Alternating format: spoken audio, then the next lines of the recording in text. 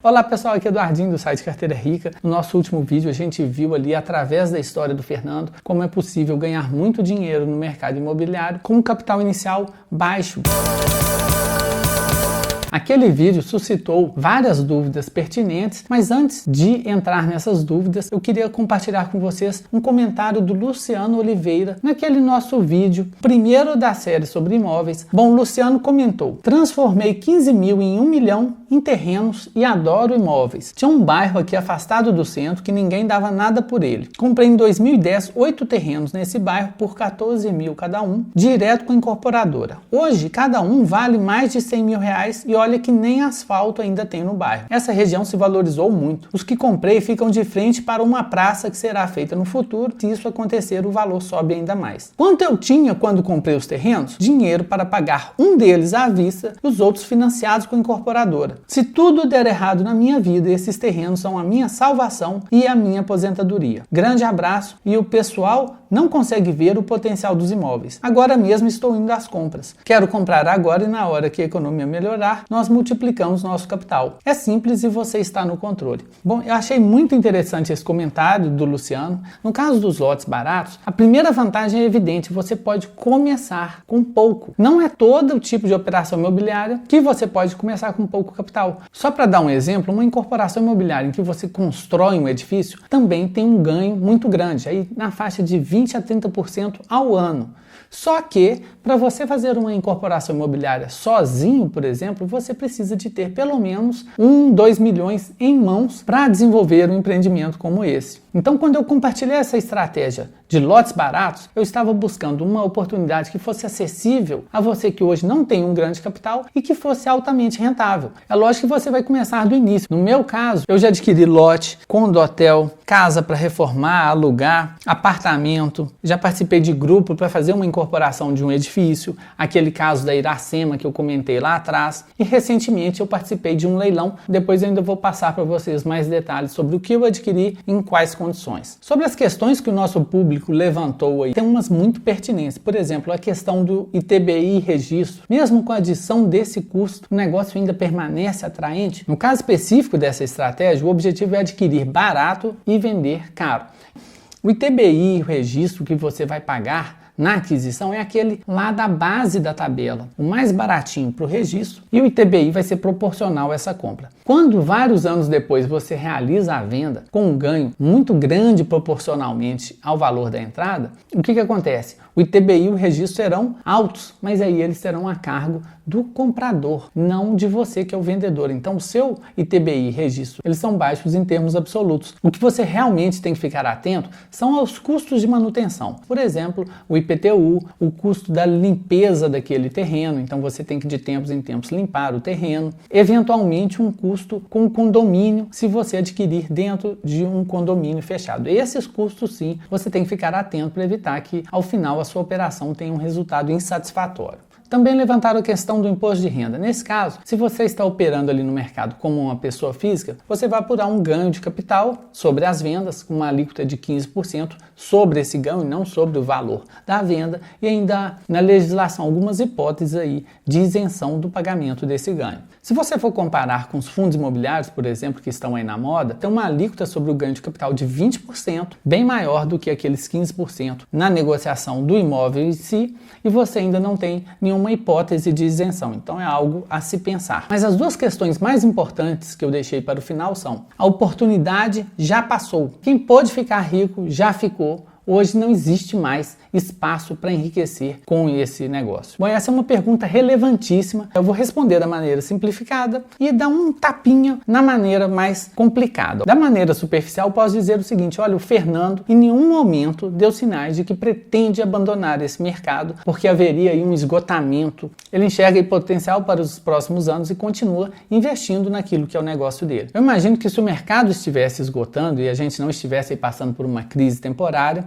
pessoas como o Fernando estariam ali migrando o capital deles desse tipo de negócio para algum outro tipo de negócio para não se estagnarem. Agora, de uma maneira mais profunda, não dá para abordar aqui rapidamente, é lógico que a grande urbanização do Brasil já ocorreu, mas isso não significa que as cidades não vão crescer ainda. Ah, Eduardinho, mas a taxa de natalidade está decaindo, mas a população não está diminuindo e ela vai continuar aumentando, porque embora a gente tenha menos pessoas nascendo, as pessoas estão vivendo mais. Então imagine o Brasil como uma caixa. Entrava muita gente aqui de um lado e as pessoas iam saindo aqui do outro lado. Com o aumento da expectativa de vida dos brasileiros, o que acontece agora é que, mesmo que a entrada aqui nessa caixa esteja mais lenta, a saída também está mais lenta. Então a gente tem uma população que continua crescendo e vai continuar demandando novas unidades habitacionais, até porque a família vem diminuindo o número de integrantes. Se antes você tinha 5, 6 pessoas morando numa casa, hoje você tem 1 ou 2. Isso por si só gera uma demanda por unidades habitacionais. Então, assim demanda e assim oportunidades de investimento, principalmente se a gente levar em consideração que o mais importante não é apenas a economia do país, mas a questão local. Quando a gente fala que o Brasil cresceu 0, a gente pode ter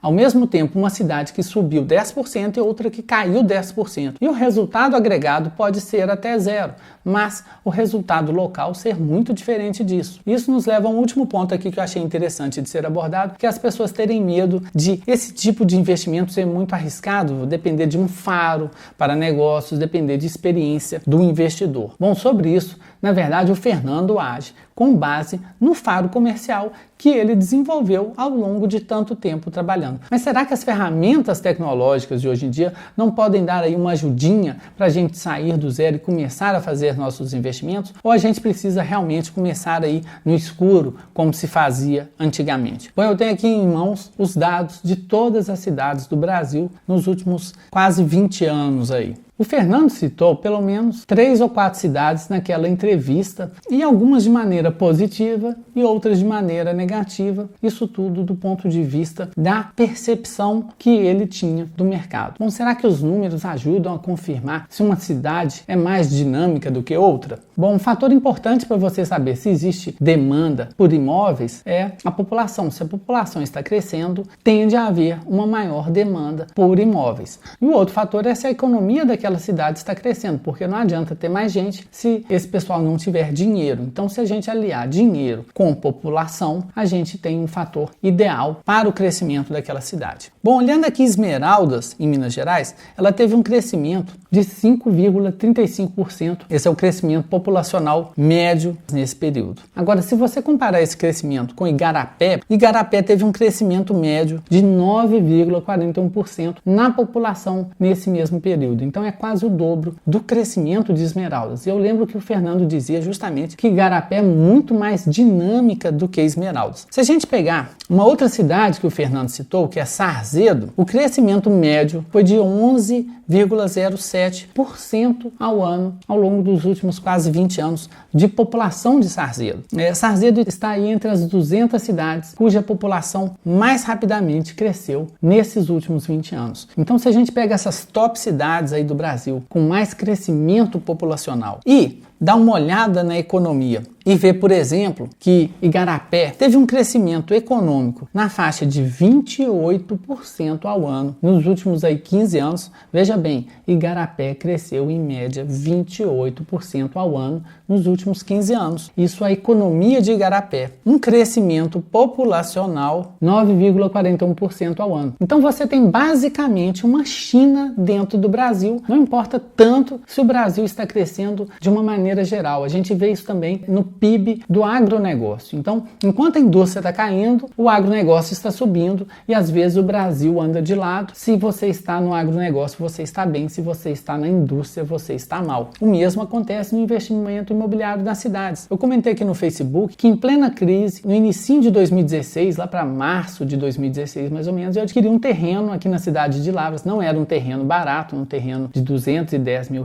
mas hoje, 2 anos depois, em plena crise econômica, esse terreno está está avaliado em praticamente R$400 mil. Então eu praticamente dobrei o capital em 2 anos investindo em imóvel no meio da crise. É lógico que a gente tem cidade no Brasil que está perdendo ao longo dos últimos 15 anos população a taxa de 5, 10% da população ao ano. E também cidades que não crescem, elas vêm encolhendo financeiramente. Nos comentários do nosso vídeo anterior no Facebook, eu disse para uma de nossas leitoras que, olha, um amigo meu adquiriu um lote em Itumirim há 4 anos e hoje esse mesmo lote vale aquele valor de 4 anos atrás, então a valorização imobiliária foi 0. E ela disse, está vendo? O investimento imobiliário pode gerar prejuízo, porque ele perdeu dinheiro se o dinheiro dele andou de lado nesses 4 anos. Bom, mas o que eu expliquei para ela é que esse meu amigo adquiriu esse terreno por fatores familiares. E como investimento, realmente, investir em Itumirim é jogar dinheiro fora. Se a gente pega os dados de Itumirim, a gente vê que nos últimos 15 anos, a população de Itumirim caiu 1% ao ano em média. Então, se você investe em uma cidade que está encolhendo, realmente não tem como ganhar dinheiro. Tudo isso tem que ser avaliado. O Fernando já tem um faro, ele faz ali 1 ou 2 visitas à cidade e ele sabe se aquela cidade tem potencial ou não. Agora, você, até desenvolver esse faro, pode usar de ferramentas tecnológicas para encurtar esse caminho que a experiência poderia te dar.